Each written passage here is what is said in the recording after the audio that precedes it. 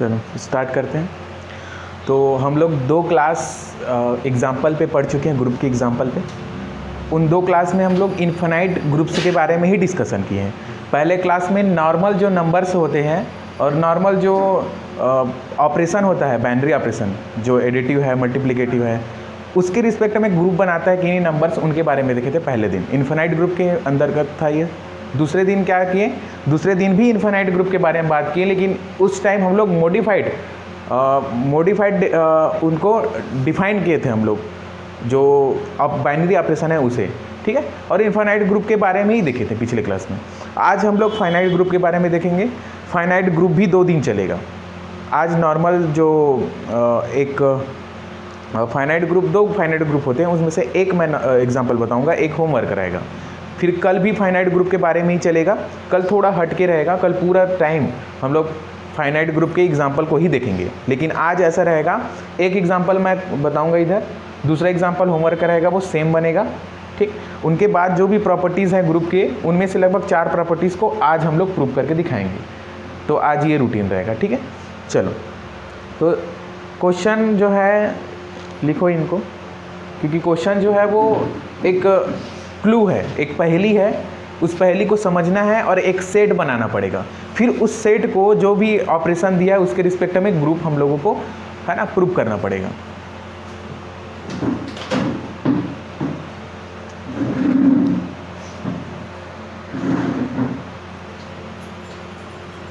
चलो लिखो, सिद्ध कीजिए कि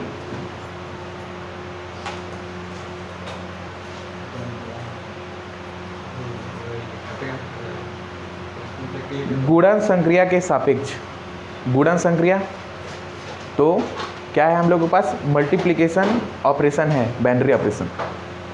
तो गुणन संक्रिया के सापेक्ष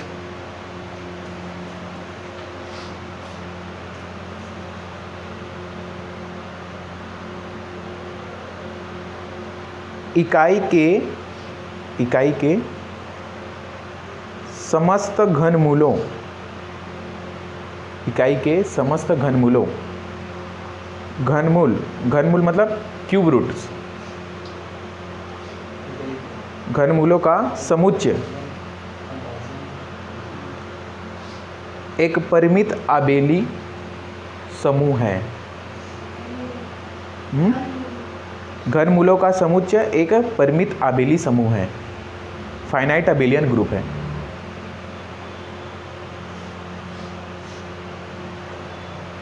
ये हमें प्रूव करना है, ठीक है। तो क्या प्रूव करना है, एक हम लोग पहले तो सेट यहाँ पे दिया नहीं डायरेक्ट है। इनसे पहले ऐसे होते थे, 2 क्लास लिए हम लोग एग्जाम्पल पे, तो एग्जाम्पल में ऐसे होते थे, सेट को दिया रहता था कि सेट क्या है, फिर उन सेट के बारे में जो भी ऑपरेशन है, बाइनरी ऑपरेशन, उनके ऊपर डिस्कशन करते थे। लेकिन यहाँ पे सेट ही नहीं दिया है, सेट तुम लोगों को फाइंड करना है, ऐसा बोल दिया यहाँ पे। और क्लू दिया है कि सेट कैसे फाइंड करोगे, उसके लिए क्लू दिया है हम लोगों को।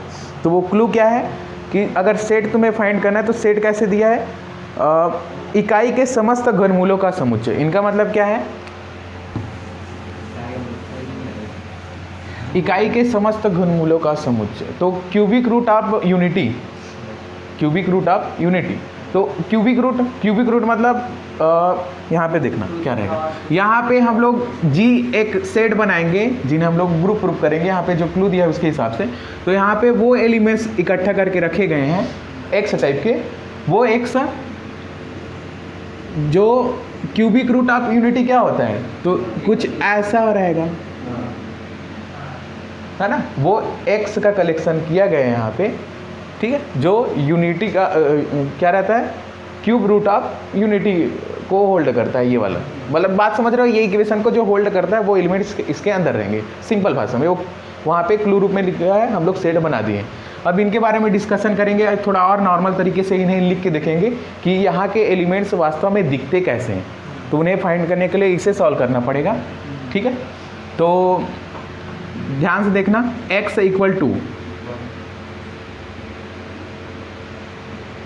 इन्हें मैं ऐसे लिख सकता हूँ, ठीक है। फिर दोनों तरफ हम लोग क्या करते हैं, पावर 3 लगा देते हैं दोनों तरफ, ठीक है। तो क्यूब करो दोनों तरफ, तो ये x⁻³ और ये 1 हो जाएगा दोनों तरफ, ठीक है। इनके बाद क्या रहेगा, x power 3 minus 1 equal to 0 हो जाएगा। ये फार्मूला होता है वैसे, x पावर 3 माइनस 1 की पावर 3, है ना। तो लेकिन इन्हें हम लोग सिंपल तरीके से भी सॉल्व कर सकते हैं, लेकिन मैं जो है अभी तक क्यूबिक रूट को जो क्यूबिक रूट इक्वेशन है उन्हें सॉल्व करना अभी तक नहीं सिखाया मैं, है कि नहीं। इसलिए अभी मैं वो वाले तरीके से नहीं बता रहा हूँ, डायरेक्ट फार्मूला बता रहा हूँ। तो यहाँ पे फार्मूला रहता है ए स्क्वायर ए की पावर 3 माइनस बी की पावर 3 का, ठीक है। जैसे ए स्क्वायर माइनस बी का स्क्वायर रहता है ना, उसी टाइप का। तो ये टूट जाएगा कैसे, यहाँ पे फार्मूला क्या रहेगा, ए की पावर 3 माइनस बी की पावर 3, ये ए माइनस बी हो जाता है। फिर उनके बाद ए भी रहेगा, फिर हाँ जो भी बोलो आगे पीछे लिख सकते हैं। माइनस में रहेगा सर वो, ए भी नहीं प्लस में रहेगा, ठीक है। नहीं प्लस में रहेगा, सामने यहाँ पे माइनस है, ठीक है ना। क्या होगा, कौन सा वाला बोल रहे हैं यार, वो माइनस में जो है ना वो प्लस में रहता है, तो उसका सूत्र कैसे रहता है? ये प्लस में रहता तो हाँ, प्लस के लिए अलग है, मुझे भी सामने वाला बस प्लस में होता है। नहीं ये कुछ अलग रहेगा, है ना। वैसे मुझे भी याद नहीं वो फार्मूला, क्योंकि मुझे बनाना रहता है तो मैं तो सिंपल से मेथड से बनाता हूँ, जो रूट फाइंड करना रहता है उससे।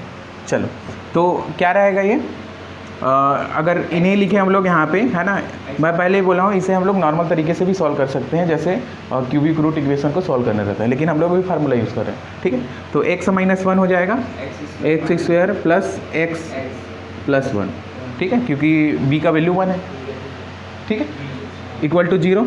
यहाँ पे अब क्या क्या वैल्यूज मिलेंगे उन्हें देखो, x इक्वल, फिर इन्हें हम लोग सिंपल सा दो धराचार्य फार्मूला है उनसे सॉल्व कर सकते हैं।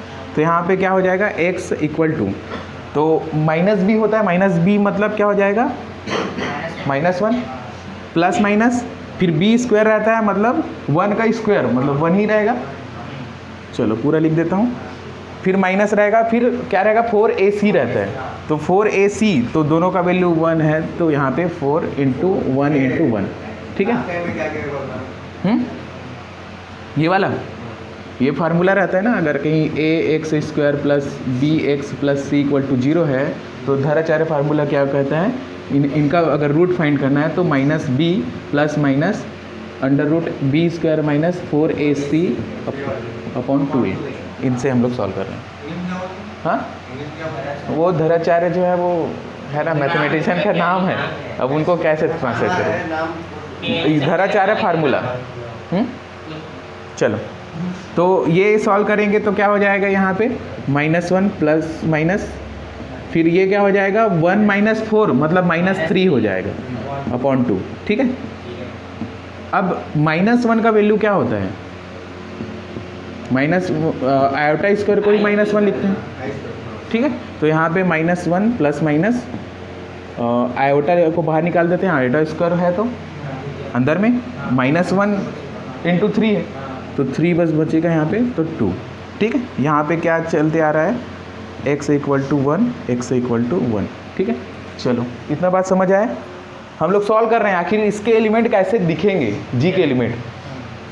चलो, अब इन्हें थोड़ा ध्यान से देखना, x इक्वल टू 1 या फिर x इक्वल टू, इन्हें तोड़े अगर अलग अलग लिखें तो कुछ ऐसा रहेगा,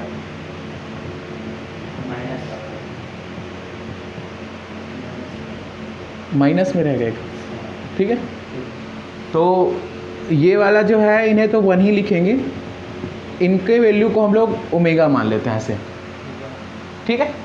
और अगले वाला जो वैल्यू है उन्हें हम लोग ओमेगा स्क्वायर मान लेते हैं, ठीक है। यहाँ पे याद रखना, इन्हें कैलकुलेट करोगे तब भी वही रिजल्ट मिलेगा। अगर ओमेगा पावर 3 करेंगे ना तो वो 1 देगा हम लोगों को, ठीक है। तुम लोग कर सकते हो, इस ओमेगा पावर 3 कर सकते हो तो 1 देगा। और बहुत सारे यहाँ पे रिजल्ट मिल जाते हैं, जैसे ओमेगा पावर 4 करेंगे, 4 का वैल्यू क्या होगा, तो ओमेगा पावर 3 इंटू ओमेगा, फिर ओमेगा पावर 3 जो है वो 1 होता है। ये कैलकुलेट कर सकते हो, मैं बता नहीं रहा हूँ, ये पहले क्लास का है ना, तो ये ओमेगा ही मिलेगा। समझ रहे हो ना बात को, ठीक है।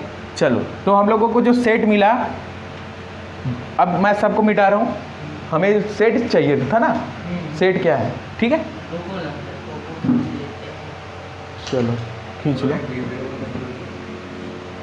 फिर उनके बाद मैं जी को लिखता हूँ, जी क्या है।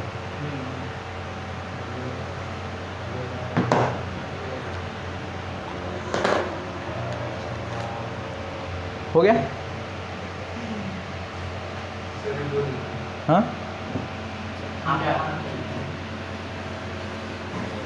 मैं पहले भी बोला हूँ फोटो ही रहता है ना, ठीक है। चलो ये बात समझ आया। तो एक्स के क्या क्या वैल्यूज़ हो सकते हैं, तो एक्स के 3 वैल्यूज़ हो सकते हैं, तो उसी के हिसाब से ये जी सेट बन जाएगा। तो ये क्या क्या होगा, 1 ओमेगा और ओमेगा स्क्वायर, ठीक है। यहाँ पे याद रखना ओमेगा और ओमेगा स्क्वायर क्या है, कैसे दिखते हैं, लेकिन उसका ज़्यादा काम नहीं है, उनके बिना हम लोग सॉल्व कर सकते हैं। बस ये याद रखना ओमेगा पावर 3 करेंगे तो 1 आएगा, ठीक है। चलो तो ये जी मिल गया हम लोगों को, जो ऊपर में दिया था क्लू, उससे हम लोग जो जी सेट है वो निकाल दिए। अब ये फाइनाइट ग्रुप है, मतलब फाइनाइट ग्रुप प्रूफ करेंगे, फाइनाइट अबेलियन ग्रुप प्रूफ करेंगे, ठीक है। तो फाइनाइट तो है ना, ये फाइनाइट है, 3 ही एलिमेंट है इसके अंदर। अब इन्हें हम लोग अबेलियन ग्रुप प्रूफ करना है। तो अबेलियन ग्रुप प्रूफ करने के लिए क्या करना पड़ेगा, 5 प्रॉपर्टी होल्ड कराना पड़ेगा, G1 G2 G3 G4 G5, है ना। अब एक एक करके बताएंगे क्या क्या चीज़ें हैं ये। चलो तो हम लोग जब भी फाइनाइट जो फाइनाइट सेट है उन्हें अगर कहीं अबेलियन ग्रुप बताना है, अगर कोई भी फाइनाइट सेट दिया है उन्हें ग्रुप बताना है, तो वहाँ पे हम लोग कंपोजिशन टेबल बनाएंगे, ठीक है। उन्हें हिंदी में संयोजन तालिका बोल सकते हो, हिंदी में संयोजन तालिका, ठीक है, कंपोजिशन टेबल। तो कंपोजिशन टेबल कैसे बनाते हैं वो देखना। पहले तो ये जो जी है वो किसके रिस्पेक्ट में एक ग्रुप बनाएगा, ऐसा हम लोगों को प्रूव करना है, डॉट के रिस्पेक्ट में, है ना। मल्टीप्लिकेटिव यहाँ पे बोला है, ठीक है, कि गुणा संक्रिया मल्टीप्लिकेटिव ऑपरेशन के रिस्पेक्ट में इन्हें प्रूव करना है कि ग्रुप बनाता है कि नहीं। चलो तो टेबल कैसे बनाते हैं ध्यान देना, टेबल कैसे बनाएंगे ध्यान देना, ठीक है। यहाँ पे जो ऑपरेशन है उन्हें लिखेंगे, ठीक है। तो इसे मल्टीप्लिकेटिव समझना है, ऐसा लिखा हो तो चलो। तो यहाँ पे फिर जो भी एलिमेंट्स हैं उनको ऐसे कुछ लिखो, इतना बात समझ आया। फिर अब क्या करते हैं ध्यान देना, जैसे 1 है तो मल्टीप्लाई करेंगे 1 के साथ तो क्या आएगा, 1 आएगा। 1 को मल्टीप्लाई करेंगे ओमेगा के साथ तो ओमेगा आएगा, 1 को मल्टीप्लाई करेंगे ओमेगा स्क्वायर के साथ तो ओमेगा स्क्वायर आएगा। अब ओमेगा को 1 के साथ मल्टीप्लाई करेंगे तो ओमेगा, ठीक है। फिर क्या हो जाएगा आगे, ओमेगा पावर 3 मतलब यहाँ पे हो जाएगा 1, ठीक। आगे क्या करना है, ओमेगा स्क्वायर 1 ओमेगा, क्योंकि ओमेगा पावर 4 मतलब ओमेगा हो जाएगा वो, ठीक है। तो ये हो गया, इसी को मतलब जो टेबल तैयार हुआ है ना, यही कंपोजिशन टेबल है, संयोजन तालिका, ठीक है। इनसे आराम से हम लोग अब हर चीज़ को एनालिसिस कर सकते हैं। तो पहले मैं बता रहा हूँ कि तुम्हें फील होना चाहिए कि ये ग्रुप है कि नहीं। तो मेरे तरीके से पहले देखो, फिर बुक में कैसे लिखा है, क्योंकि यूनिवर्सिटी एग्जाम में भी लिखना है तो लिखने का तरीका थोड़ा बदल जाएगा यहाँ पे, ठीक है। चलो अच्छा एक बात बताओ, एक बात मैं पहले बोल देता हूँ, ये कौन से नंबर्स के अंदर आएंगे ये, मतलब जो नंबर्स हम लोग नंबर्स का सेट पढ़े हैं तो कौन से नंबर्स का सेट है ये, जो ये एलिमेंट्स है 3 एलिमेंट, वो कहाँ का एलिमेंट है, मतलब रेशनल से हैं, इरेशनल से हैं, रियल से हैं कि कॉम्प्लेक्स से हैं कि नेचुरल नंबर है कि इंटीजर है, क्या नंबर्स हैं ये। नंबर तो है क्योंकि नंबर से ही तो हम लोग बनाए ना ओमेगा ओमेगा स्क्वायर, हाँ रेशनल है क्या, हाँ संडे के क्लास को अटेंड करो तभी बोलता हूँ, है ना। तुम बताओ क्या हो सकता है। ओमेगा के वैल्यू क्या है, -1 प्लस आयोटा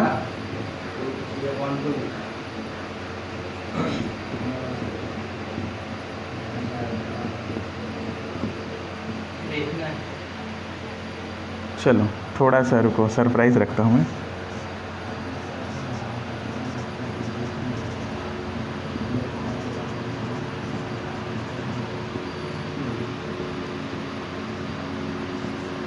चलो, ये पता नहीं कि इसका एलिमेंट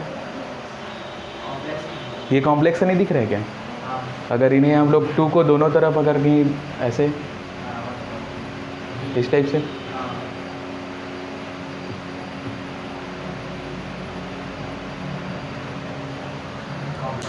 तो ये इसी फॉर्म में नहीं दिख रहा है क्या? एक्स प्लस आयोटा वाई, जहाँ पे एक्स और वाई जो है वो रियल नंबर है, 1/2 -1/2 और √3/2 रियल नंबर है कि नहीं?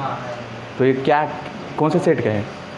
तो तीनों एलिमेंट यहाँ पे कॉम्प्लेक्स नंबर से है, ठीक है। संडे क्लास को अटेंड करो, है ना, वहाँ पे बेसिक चीज़ों को देखते हैं। अब यहाँ पे तो उन सबको डिस्कशन नहीं कर सकते, टाइम वेस्ट नहीं कर सकते, है ना, क्योंकि और वैसे भी जो चीज़ के पीछे हम लोग भागेंगे, जिस चीज़ को प्रूव करना है वो प्रूव करने के बजाय कहीं और चले जाएंगे हम लोग। इसलिए संडे को हम लोग वो चीज़ों को सीखते हैं जो पुराने हैं, पुराने 11th 12th का, 10th का भी हो सकता है और ये कॉलेज का भी हो सकता है ना। तो संडे का क्लास इंपॉर्टेंट रहता है, कम से कम जो यूट्यूब में डाल रहे हैं उसको देखो, नहीं आ रहे हो तो, है ना। और खासकर प्रीवियस क्लास को देख के आओ, वरना फिर यहाँ पे मुझे एक्स्ट्रा मेहनत करना पड़ेगा ना, फालतू का, तुम लोगों की गलती से मुझे मेहनत करना पड़ेगा। चलो, तो ये कॉम्प्लेक्स नंबर्स हैं तीनों कॉम्प्लेक्स नंबर है कि नहीं? 1 है कि नहीं? कैसे है? उस फॉर्म में है, दिख रहा है तुम्हें? मैं ये बोल रहा हूँ, यहाँ पे रहने के लिए एक्स प्लस आयोटा वाई के फॉर्म में दिखना चाहिए। इस प्रकार से एक्स वाई जो है रियल नंबर से होना चाहिए, आयोटा स्क्वायर इक्वल टू -1 होना चाहिए। तो क्या ऐसा फॉर्म में ये 1 दिख रहा है तुम्हें? ये बोल रहा हूँ, तुम्हें दिख रहा है क्या? जो ये 1 है, हाँ, तो ये 1 प्लस आयोटा इंटू 0, तो आयोटा और 0 का इंटू करेंगे तो 0 ही आएगा, तो मतलब 1 ही हो गया।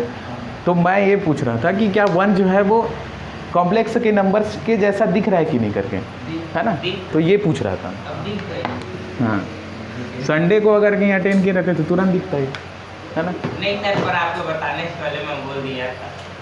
अरे तो मुझे वो चाहिए था कि वो दिखता कैसे, उस रूप में चाहिए, है ना, ठीक है ना।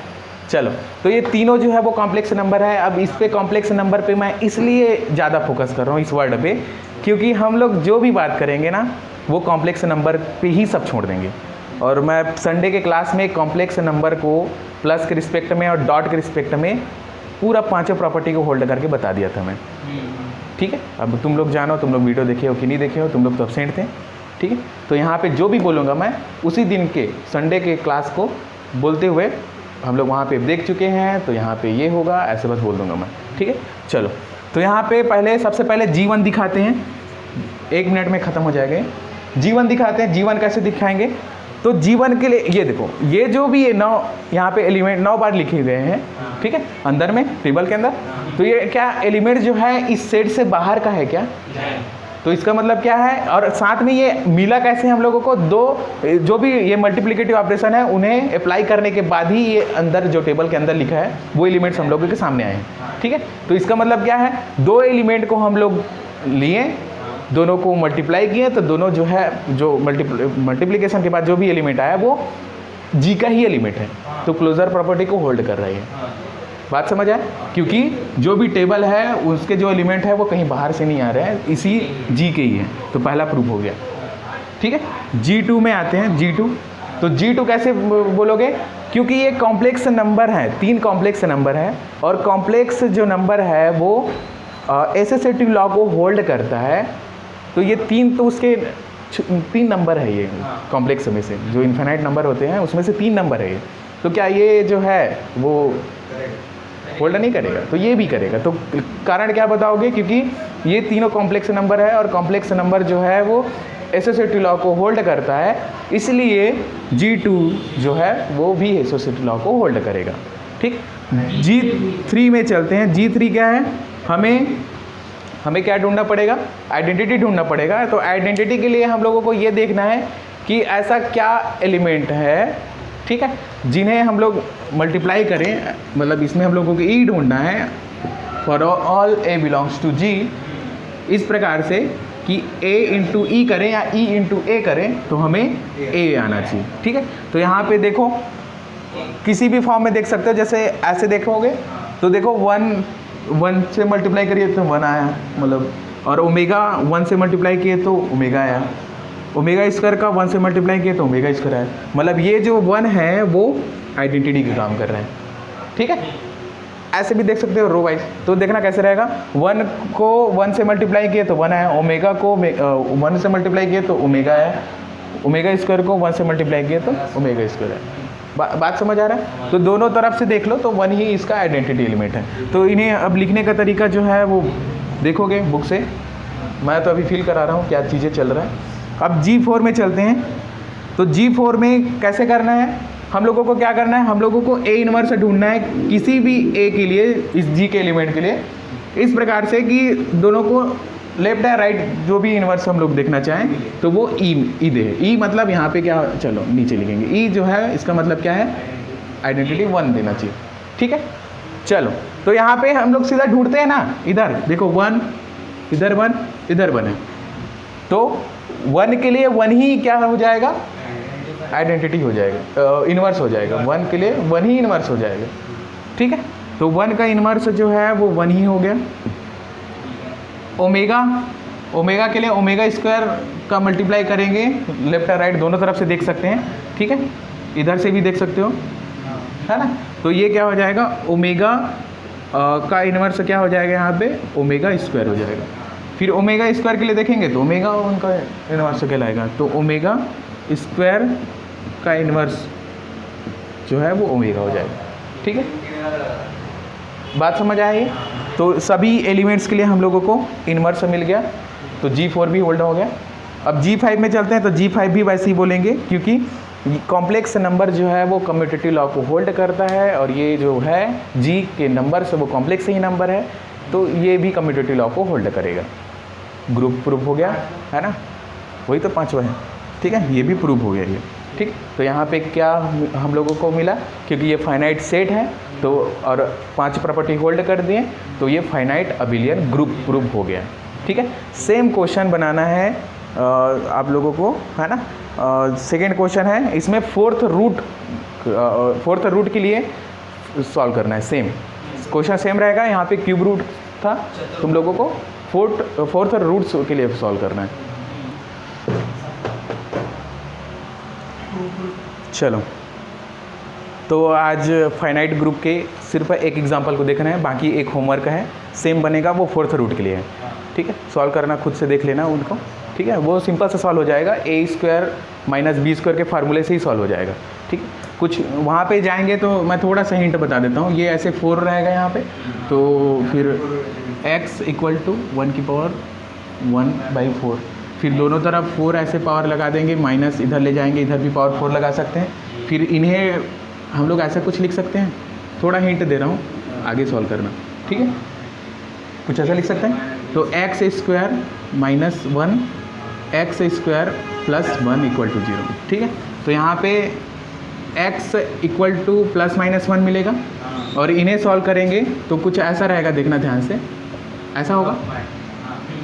तो ये -1 का वैल्यू आयोटा स्क्वायर, तो वहाँ पे क्या हो जाएगा, x का वैल्यू जो है वो प्लस माइनस आयोटा, ठीक है। तो सेट क्या मिल जाएगा, g जो है वो 1 -1 आयोटा और माइनस आयोटा, ठीक है।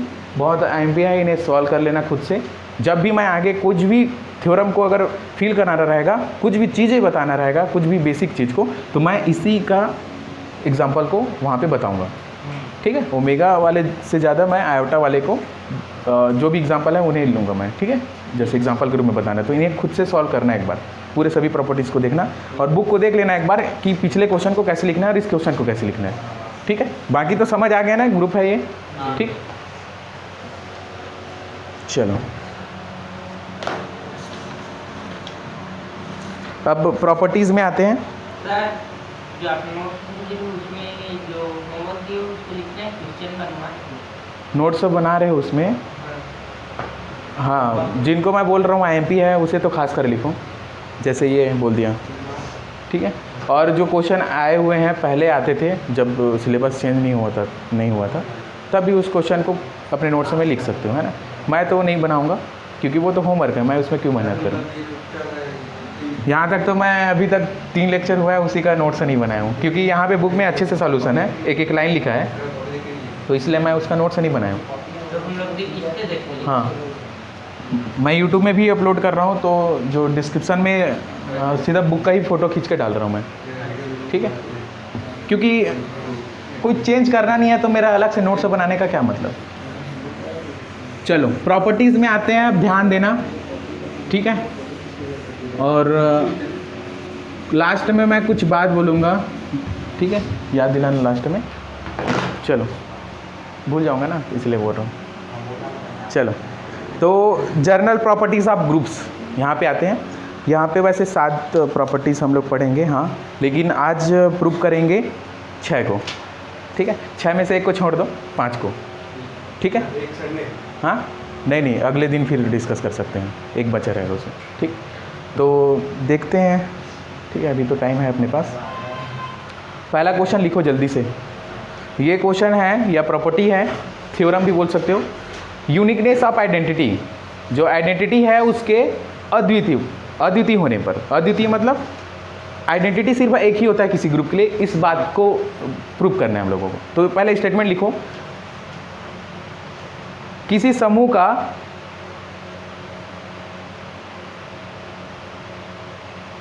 तत्समक अवयव आइडेंटिटी एलिमेंट अद्वितीय होता है, यूनिक होता है।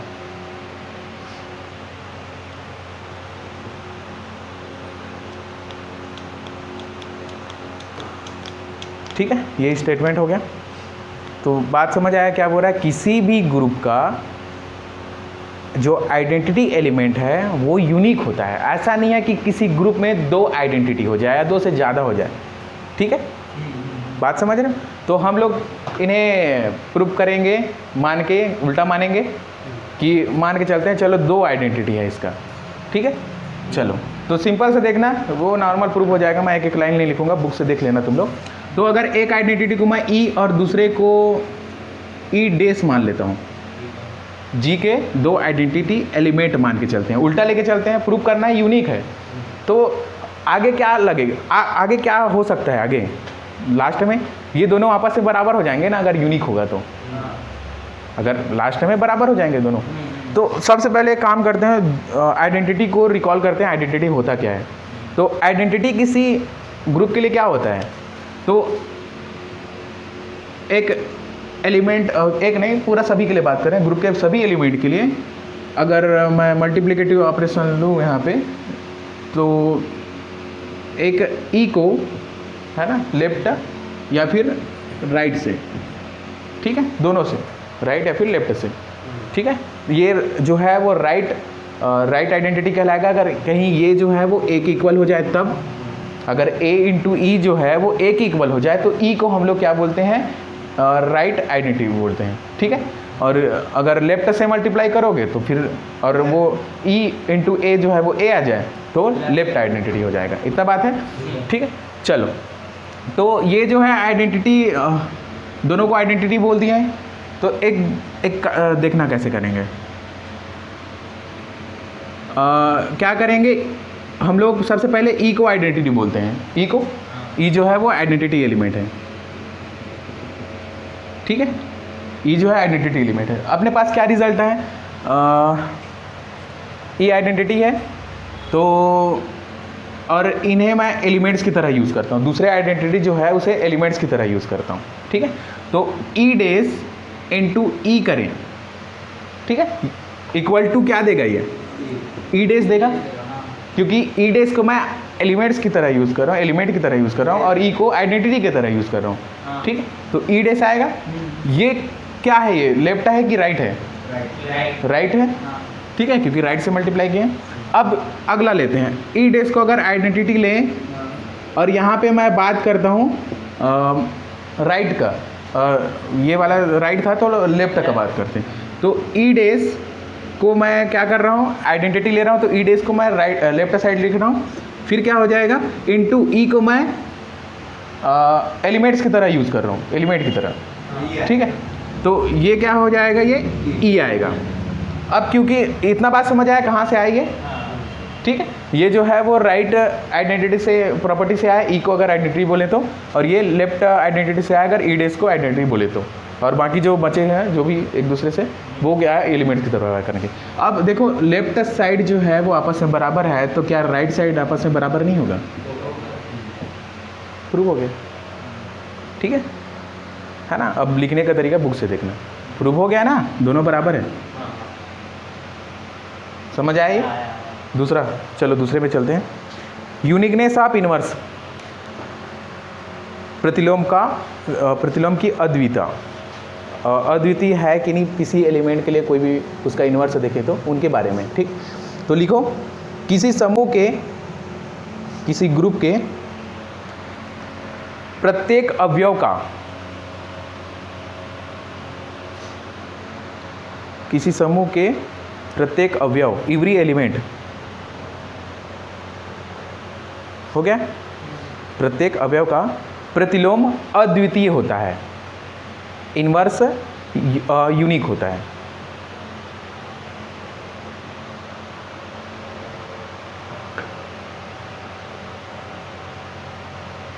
अब इन्हें प्रूव करेंगे।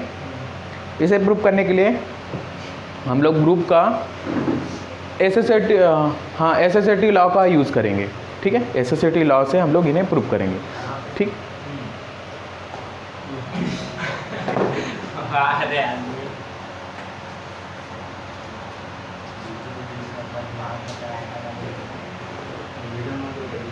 चलो लिखने का तरीका बुक से देखना है यहाँ पे। चलो तो इनवर्स के लिए है, तो पहले इनवर्स क्या होता है वो जान लेते हैं ना, फिर प्रूव करेंगे, ठीक। तो इनवर्स के लिए जैसे मल्टीप्लिकेटिव ही ले लेता हूँ ऑपरेशन, तो एक कोई भी एलिमेंट है ग्रुप का, तो ए इनवर्स जो है वो ए का इनवर्स होगा कब, अगर ये हमें आइडेंटिटी दे। कौन सा इनवर्स होगा, लेफ्ट की राइट, तो राइट इनवर्स होगा। लेफ्ट कब होगा, जब ए इनवर्स इंटू एक लिखें, ठीक। ये हो गया इनवर्स के लिए नॉर्मल, ठीक। यहाँ पे हम लोग मान के चलेंगे कि कोई भी ग्रुप है, इसके जो दो इनवर्स है ऐसे मान के चलते हैं। यहाँ पे वैसे यूनिक दिखाना है, फिर वही काम करेंगे, दो अलग अलग लेके चलते हैं और हम लोग फिर लास्ट में दोनों को इक्वल दिखा देंगे, ठीक है।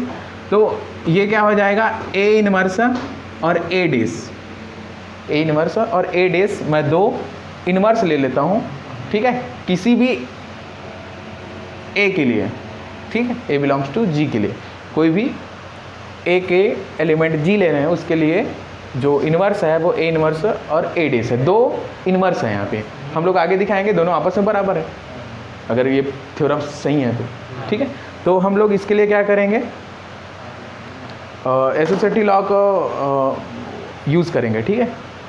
तो सबसे पहले तो ये इनवर्स है, तो हम लोग इन्हें कैसे लिख सकते हैं, A inverse equal to E, या फिर A inverse A equal to E, बात समझ आए। दूसरा क्या है अपने पास result, A into A dash, into नहीं बोल सकते यहाँ पे वैसे तो, क्योंकि यहाँ पे तो कोई ऑपरेशन दिया नहीं है, तो मैं सिंपल सा लिख रहा हूँ ए डेस, तो इसके मतलब समझ लेना यहाँ पे जो भी ऑपरेशन है वो यूज़ हुआ है। तो ए डेस इक्वल टू ई, या फिर ए डेस ए इक्वल टू ई, ठीक है, लेफ्ट राइट इनवर्स। चलो तो ये अपने पास है। अब मैं पहले बोला हूँ इन्हें हम लोग क्या करेंगे, एसोसिएटिव लॉ को हेल्प लेते हुए हम लोग प्रूव करेंगे। तो यहाँ पे देखना कैसे रहेगा, ए इनवर्स ए और ए डेस, इसमें हम लोग एसोसिएटिव लॉ को देखेंगे। तो यहाँ पे देखो, अगर कहीं मैं ए इनवर्स ए को पहले सॉल्व करूँ फिर ए डेस को सॉल्व करूँ, तो ये जो है A inverse A days equal होगा इसके, क्योंकि ए इनवर्स ए और ए डेस सभी जी के एलिमेंट हैं, कहीं बाहर से तो बात नहीं करना है। तो ये एसोसिएटिव लॉ को होल्ड कर रहा है कि नहीं, कि पहले दो में अप्लाई करो फिर तीसरे में, या लास्ट के दो में अप्लाई करो फिर पहले में, तो दोनों बराबर होने चाहिए, बात समझ आए। तो मैं इसी प्रॉपर्टी का यूज़ करते हुए आगे बनाऊंगा। तो क्या करते हैं, लेफ्ट हैंड साइड को लेके चलते हैं यहाँ पे, ठीक है। तो ए इनवर्स ए जो है यहाँ से ई हो जाएगा ये, तो ई फिर ए डेस, फिर रुको कुछ गड़बड़ हो गया क्या, नहीं सही है, सही है, सही है। चलो फिर ई और ए डेस, तो आइडेंटिटी को किसी भी एलिमेंट्स के साथ मल्टीप्लाई ऑपरेशन को यूज़ करें, जो भी ऑपरेशन दिया गया है, तो क्या ए, जैसे ए डेस के साथ यूज़ कर रहे हैं ई को, तो ए डेस ही आंसर आएगा ना आइडेंटिटी के प्रॉपर्टी से। ठीक, तो ये क्या हो जाएगा, ए डेस के बराबर हो गया। ठीक, दूसरे को लेते हैं राइट हैंड साइड को। तो राइट हैंड साइड में क्या होगा, ए इनवर्स ए डेस, तो यहाँ से क्या हो जाएगा, ए डेस ई हो जाएगा, तो ये ए इनवर्स ई, फिर ए इनवर्स का ई से मल्टीप्लाई करेंगे तो ए इनवर्स हो जाएगा। फिर लेफ्ट और राइट हैंड साइड दोनों आपस में बराबर है, तो ए डेस और ए इनवर्स दोनों आपस में क्या हो जाएगा, बराबर हो जाएगा। प्रूव हो गया। ठीक है, लिखने का तरीका बुक से देखना, अच्छे से लिखा है, मैं नोट से नहीं बनाऊंगा इनका भी।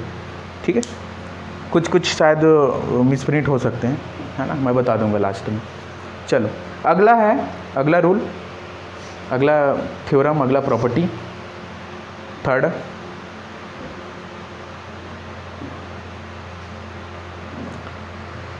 इसका जो नाम है वो इन्वोल्यूशन लॉ। इन्वोल्यूशन लॉ मतलब अंतर्वलन नियम। अंतर्वलन मतलब क्या होता है वो देखना। ठीक है, तो लिखो पहले, यदि ए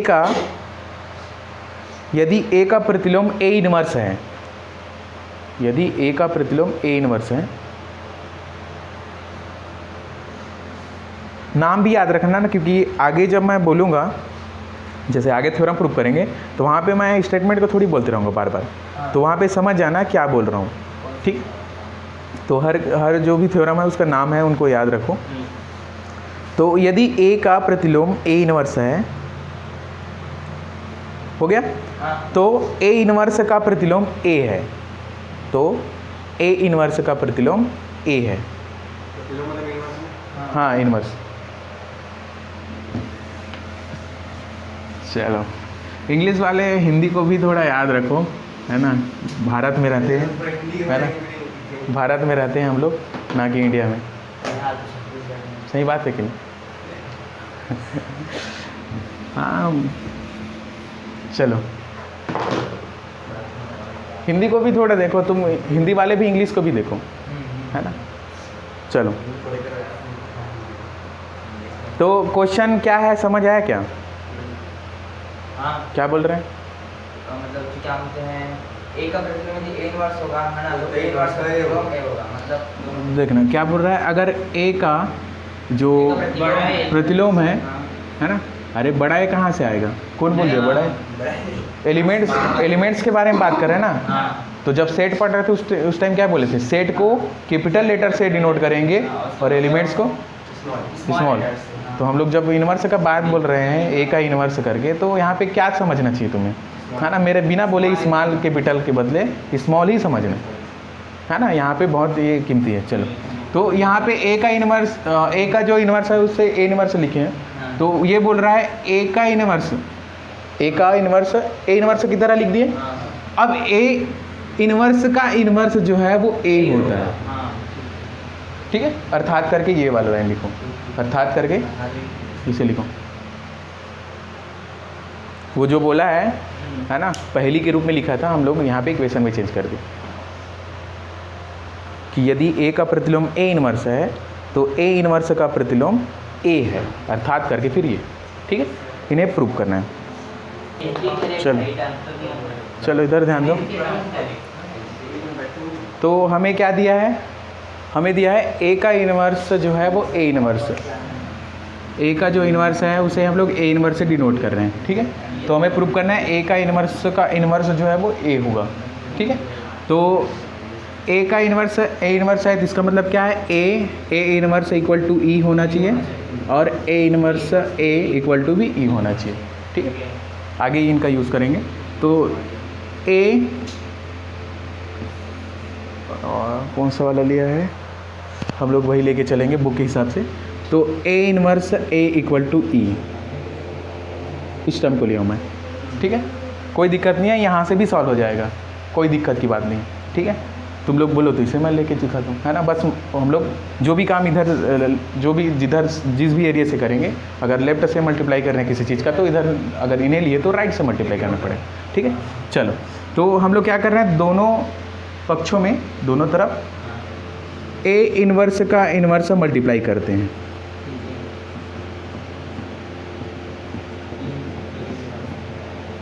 ठीक है।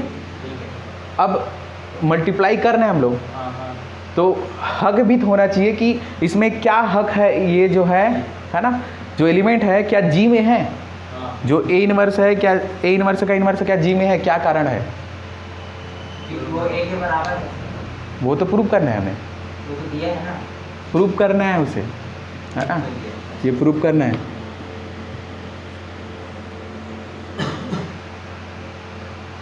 मतलब बात समझ रहे हो, जैसे कोई किसी मल्टीप्लाई कर रहे हैं मान लो, तो एलिमेंट जी से होना चाहिए ना, तो क्या गारंटी देते हो कि ए इनवर्स का इनवर्स जी में है, तभी तो मल्टीप्लाई करेंगे। तो क्या गारंटी है, तो क्योंकि ए का इनवर्स जो है वो ए इनवर्स है और ए जी में है, तो ए इनवर्स भी जी में होगा, तभी तो बात कर रहे हैं कि ए का इनवर्स एग्जिस्ट कर रहा है और उसे हम लोग ए इनवर्स नाम दे रहे हैं, ठीक है। अब ए इनवर्स भी जी का एलिमेंट है क्योंकि जी ग्रुप है, तो इस एलिमेंट के लिए भी तो इनवर्स होगा, तो ये एलिमेंट के लिए हम लोग इनवर्स देखेंगे तो क्या हो जाएगा, ए इनवर्स का इनवर्स, और ये भी तो जी में ही होगा क्योंकि जी ग्रुप है, और अगर कहीं किसी एक एलिमेंट के लिए भी इनवर्स नहीं मिला तो फिर वो ग्रुप कैसे बनाएगा, ठीक है। तो इसलिए ए इनवर्स का इनवर्स जी में है, ये भी रहना चाहिए, ऐसा नहीं है कि किसी भी चीज़ को ला के इधर मल्टीप्लाई कर दें, ठीक है। तो बात समझ आया यहाँ तक। यहाँ पर फिर एसोसिएटिव लॉ अगर यूज़ करें तो ए इनवर्स ए, इन दोनों में जो ब्रैकेट लगा था मैं इन दोनों में लगा दिया मैं, ठीक है। फिर ये आइडेंटिटी के साथ किसी भी एलिमेंट को मल्टीप्लाई करो तुम, तो जिस एलिमेंट को मल्टीप्लाई करोगे, जिस एलिमेंट को मल्टीप्लाई करोगे वही आएगा, तो यहाँ पे ए इनवर्स का इनवर्स ही आ जाएगा, ई के साथ मल्टीप्लाई करने पर, मल्टीप्लाई नहीं, आप जो भी बाइनरी ऑपरेशन है उसे यूज़ करें, ठीक है। अब यहाँ पे ध्यान दो, ये एक एलिमेंट है ए इनवर्स और ये उस एलिमेंट ए इनवर्स का इनवर्स है, तो ये हमें क्या रिजल्ट देगा, आइडेंटिटी हो जाएगा, है ना।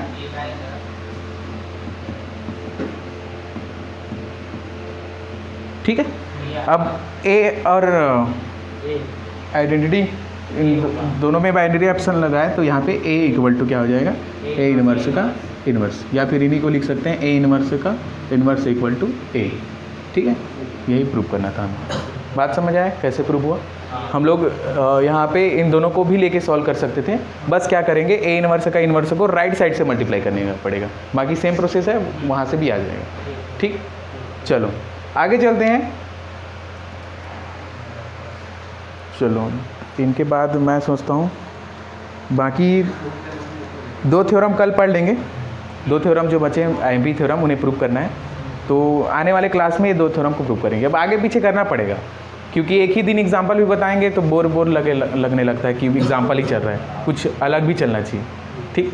तो हम लोग फाइनाइट के लिए एग्जाम्पल देखे थे, कल का इम्पोर्टेंट दिन है, तो यूनिट फर्स्ट में है, मैं फर्स्ट में छोड़ दिया हूँ, मैं पहले भी बोला हूँ, वो बेसिक चीज़ है, उन्हें जब भी यूज़ होगा हम लोग आगे पढ़ेंगे, तो हम लोग क्या करेंगे, उन्हें उसी टाइम पढ़ेंगे, है ना, जब हम लोगों को ज़रूरत पड़ेगा, तो ठीक। तो ठीक है, कल उन्हीं से रिलेटेड पूरा एग्जाम्पल देखेंगे, पूरा ग्रुप बनाएंगे हम लोग एडिटिव के रिस्पेक्ट में, मल्टीप्लिकेटिव के रिस्पेक्ट में, ठीक है। चलो इतना ही पढ़ते हैं आज।